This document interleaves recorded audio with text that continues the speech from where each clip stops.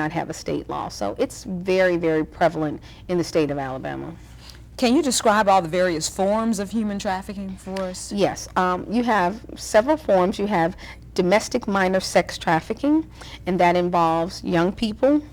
And then you have sex trafficking. Most people think of it as prostitution, but you don't have to be a prostitute to be the victim of trafficking, and not all prostitutes are the victim of human trafficking. And then you have the largest portion of trafficking, and that's labor trafficking, which is rarely spoken about. You know, people think human trafficking is new. It's just really a new word. Human trafficking is nothing more than, and I don't mean to say it like it's nothing, but it's slavery. It's the slavery of people. And we should all be familiar with what slavery is and how it resonates and just leaves a stain on people's lives. How is this trafficking impacting our state? Well, one of the things that we've been seeing, and I'm also a law enforcement instructor with the Department of Homeland Security, is we have seen victims that have been trafficked into our state, where folks have been coming from various cities. And in Alabama, we're connected to all of the other interstates. And it's such a problem with people driving through, but then we also have that problem with people that are here who are the predators who are preying on other folks. So are you seeing more of the trafficking with, is it sex trafficking, or is it more labor trafficking, or are you seeing just a pretty much even keel as to well, a lot types? of people, what we're fighting and most people are talking about when they're advocates and they're speaking about human trafficking right now, for the most part, you see law enforcement advocates who are just getting more information about it. You're hearing more about sex trafficking. The victims that have been rescued have been victims of sex trafficking. My concern is that we're not talking enough about labor trafficking, so we don't have anyone saying whether they truly are the victims of labor trafficking. And sometimes a sex trafficking victim can be the victim of both labor and sex trafficking. But I don't know if you're familiar with people that sometimes go to the homes. They would sell the different books to people's homes, and you see them in the vans, and well, those people are usually trafficked folks. They come from other states in those vans, and they go to people's homes and they try to make those sales. Sometimes there's some illegal activity attached to them, but where they're scoping out individuals. There are known cases across the country involving this, and the people that are involved in that might be homeless. Or when they're moving from location to location, they're staying in hotels that they're not being properly fed. We have been seeing a lot of younger people trafficking other people. And I mean, from various sports events, you'll see Atlanta had a case where for the NCAA, where I think there was about 3 perpetrators, and they were like 18, 20, and 24, something like that, 2 guys and a girl, and they were trafficking other young people. How does that happen? I mean, how, you know, if there's an 18-year-older trying to traffic a 16-year-older, you know, an 18-year-older doesn't normally have the money, the finances, so is somebody above them funneling money? There's a whole scheme of criminal activity that sometimes and most often exists, where you have adults who are engaged in organized crime, which is what this essentially is. This is organized activity, and for the most part, it's not, what we're seeing is surface level, but what's happening at the top is people who are engaging in activities and who are cultivating different types of crimes. They say, we need you to bring these type of people in, and then the money is being funneled back through. Labor trafficking, what you find is import, export of materials and services, some of the clothes that we wear, the sweatshops. So there's larger activities, and they might have a sweatshop on one end of the trafficking and the prostitution on the other end of the trafficking. So you have a mixture of labor trafficking trafficking and sex trafficking. And if the victim can't work and they're in the sex trade and they're ill or they can't work, then they might have them working in some of the labor trafficking aspects of it. So it's usually a hierarchy, a tier of criminal activity and things that are going on. And that's why it's such a dangerous thing to do. You know, people shouldn't be rescuing folks from off the streets if you don't have law enforcement involved, because they come for their victims. This is a lot of money. This is a lot of activity going on. My. I know it's kind of unsettling. Very much so. So what is the state, you know, what has the state put in position or in place, I should say, for this whole issue of trafficking? Well, we have a law that was passed unanimously the very first time, and the name of the law is the Jack Williams and Marika Coleman Act, and those are the two representatives that introduced it. So there's a state law in place. Now, this is the problem that we are having, is we are not doing enough training, and some training is going on with law enforcement, but only trained individuals should really be conducting training of law enforcement. And when I say that, what I'm saying is you have to train law enforcement on what to look for, because they have to address the criminal aspect of it. And then you have to train people in the community on what to look for, because they have to report to law enforcement. And that's where we're lacking. We're not exchanging enough vital information, good information, and accurate information. And we need more services. We need more support. There needs to be more funding in the state, and the governor's office and the attorney general's office. We can't just have press conferences. We actually have to do something, because it's already here and we have to intervene more. Wow. Well, Sonny, our time is getting away, but what would you like to say in this next minute that can give the viewers an understanding of what they might look for? Some of the things I'd like to say is activity that seems to be strange. New people in the neighborhood, lots of traffic in the neighborhood, barbed wire fences in places that they don't need to be. When you see victims who seem to be afraid of the person that they're with, they can't seem to communicate for themselves. If somebody always has to intervene in that way, victims don't necessarily always have to be held captive in the way that we think, that they can't move about, because most often they do. But we have to look for things that seem ordinary in one sense, but then throw up red flags in another sense. Victims are everywhere, so when you think that somebody might not be a victim, then that's going to be the problem. Well, thank you so much for being with us on Join Our Town, talking to us about such a serious subject as human trafficking. Thank you so much for having me on the show. And especially, like you were saying, that there are different forms of trafficking. Right. You know, a lot of times we categorize it as just the sexual, but the labor, as you talked about, trafficking. And so we just want to thank you so much for being with us on Join Our Town. Thank you very much. Once again, we have with us today Sonetta Sonny Slaughter, who's a criminal and educational consultant for In Motion Consulting from Birmingham, Alabama, and we thank you for being with us on Join Our Town. I'm your host, Juliet Arrington. I'm Chief John Crane with the Gadsden Police Department. Technology is growing by leaps and bounds, and as parents, we need to keep up with it. Social networks have become a favorite place for cyberbullies and for predators. It's important to establish a rapport with your children so they can come to you in times of trouble and talk to you about what they're experiencing. So get with them, look at their pages, make sure that you have a relationship where they can come to you. I'm Chief John Crane. Thank you. Hello and welcome to Join Our Town. I'm your host, Juliet Arrington. Today we have with us Dr. Mel C. Glenn, who's a professor of respiratory care and also respiratory care practitioner. And we're going to talk about education, and we're going to talk about an interesting title, The Book.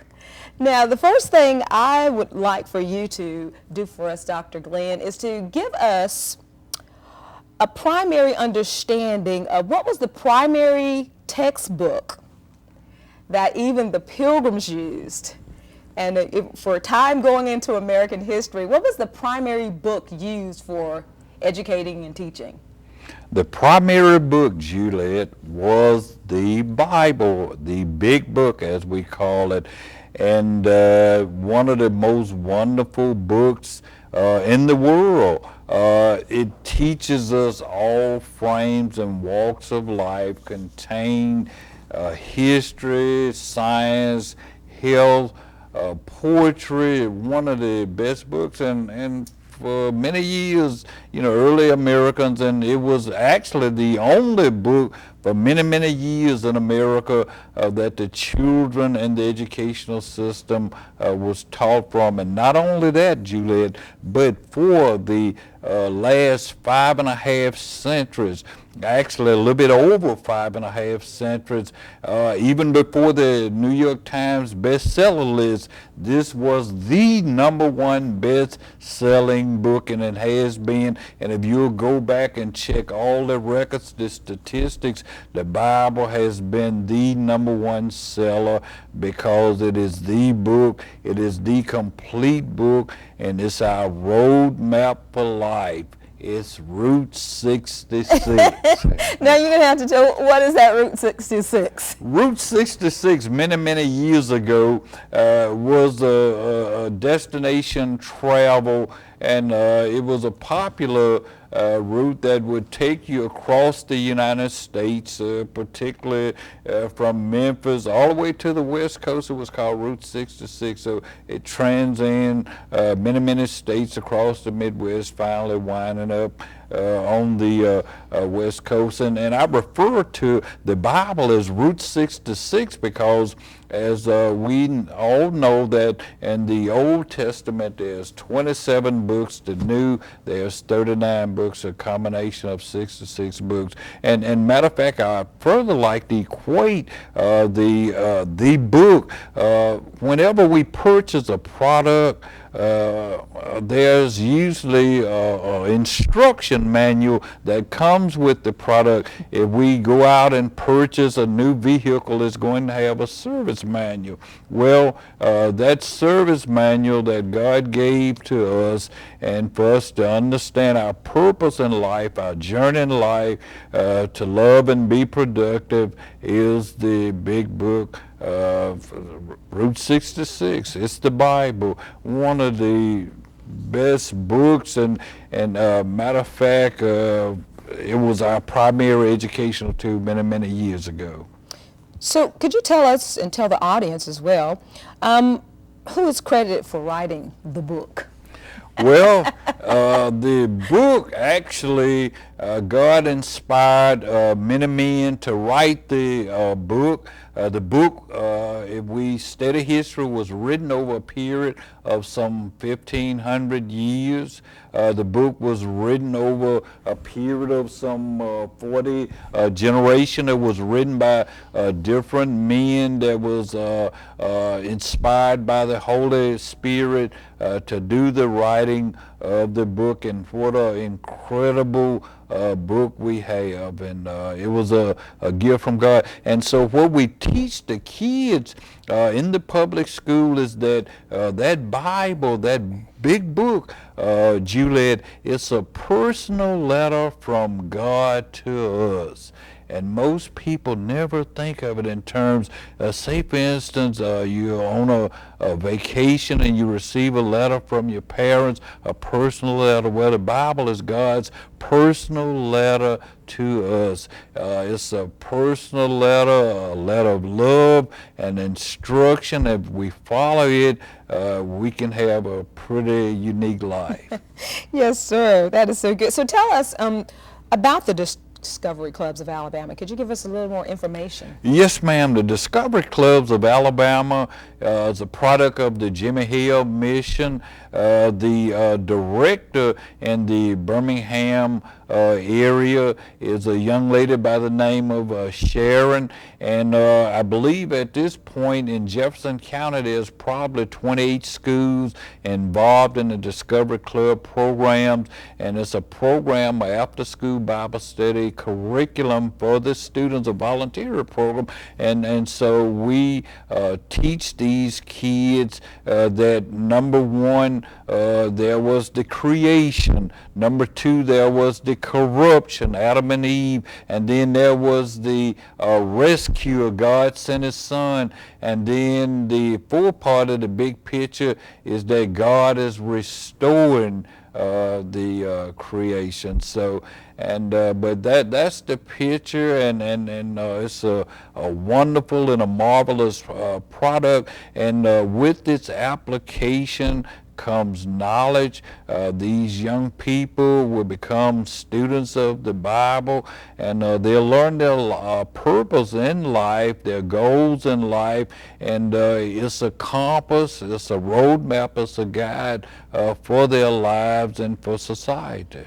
Yes, sir. Well, tell us, Doctor, what did the organization see that, why they needed to develop such a program? What were they seeing that caused them to come up with this concept? Well, I believe the heart and mission was to develop children, and matter of fact, if we look back through the records in the last 40-50 years, there's been a steady decline of children being taught biblical principles, love and responsibility, and it begins in the home. So nowadays, with our present day society, this is lacking in a lot of homes, and these kids are not exposed to biblical principles, wisdom, instruction, and so this was the mission to provide this foundation for them so that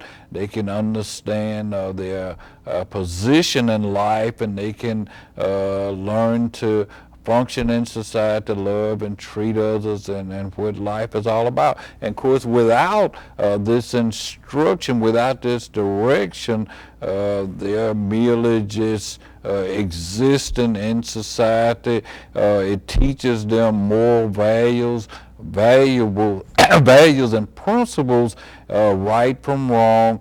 And so if you look at the kids that are exposed to this type of curriculum versus the kids that are not, then this is where we see the crime and violence in the end. So yes, sir. When we think in terms of students being taught world religions in schools and things like that, teaching about other religions, how important did you think it was that you work with this organization? So now that the Bible is being brought in, then there's a opportunity to hear all sides, so to speak, of the story, when it comes to what's out there for religion, that, the Bible not be excluded from one of those texts that students can learn.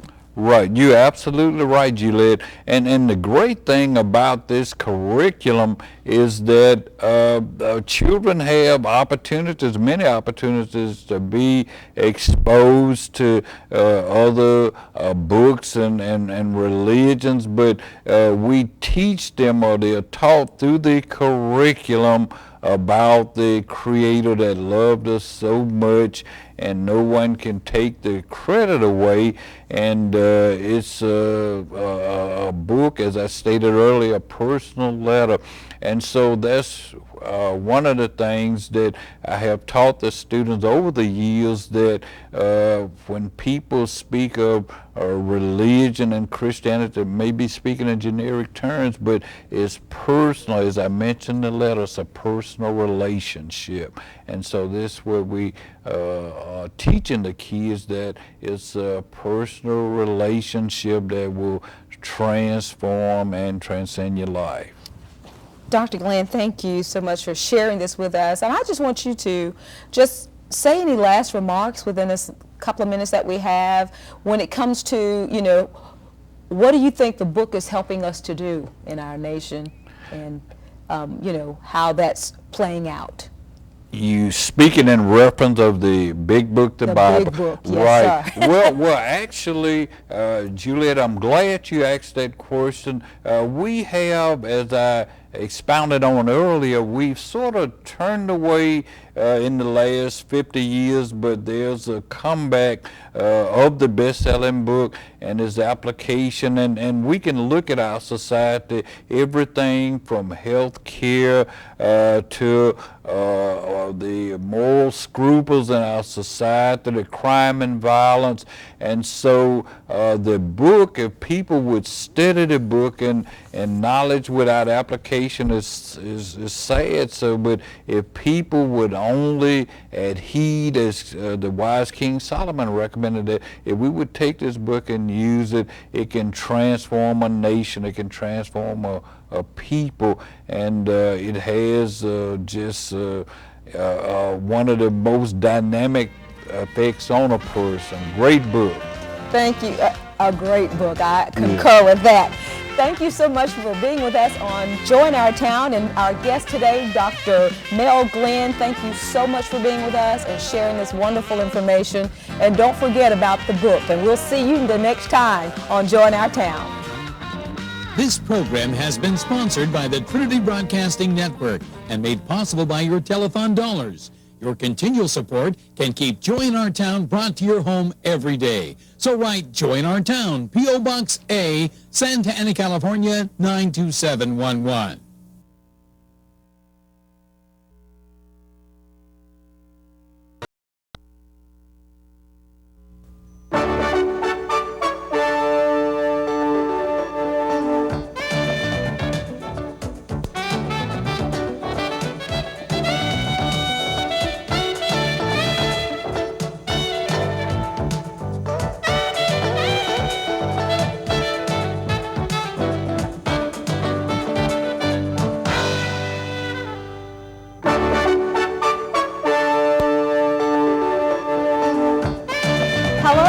To Join Our Town. I'm your host, Juliet Arrington. Today we're going to talk about the breakdown of the traditional family.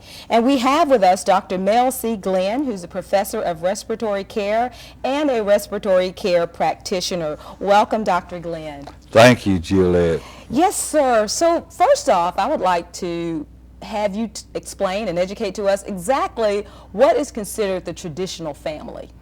The traditional family is the husband, the wife, and the children. And of course, our first traditional family found in Genesis, the 2nd chapter, Adam and Eve and their children, the traditional family. And however, there's been a lot of controversy this day and time, but the traditional family is at somewhat being extinct. There's many inherent problems, and I can speak personally. I can speak of my affiliation with national organization and local organization that are out there. We're working to try to save and improve the traditional family and traditional family values. And why is that so important for those organizations? What do they see with this breakdown? What are they believing will be a result? What will be the problem if the traditional model is taken away? Well, we're already seeing an inherent number of problems with the breakdown of the traditional family. And matter of fact, the persons that's affected most are the children. And so this can become just a spiraling, out of control snowball. And so those values, and when I speak of values, I'm talking about family values, spending time together, worshiping together, sitting at the dinner table together, communicating with each other, discussing the day's problem, and so this is something that is greatly deteriorated, especially in the 21st century. Our focus has somewhat changed from, once again, a world biblical view to a humanistic view. People have become sort of self-centered, and the material possessions have taken a toll on our lives. Both parents may be out of the home working. That means that the children may wind up with the babysitter. This can lead to other problems, or some kids are just out there on their own, and we know that this here sets them up for failures.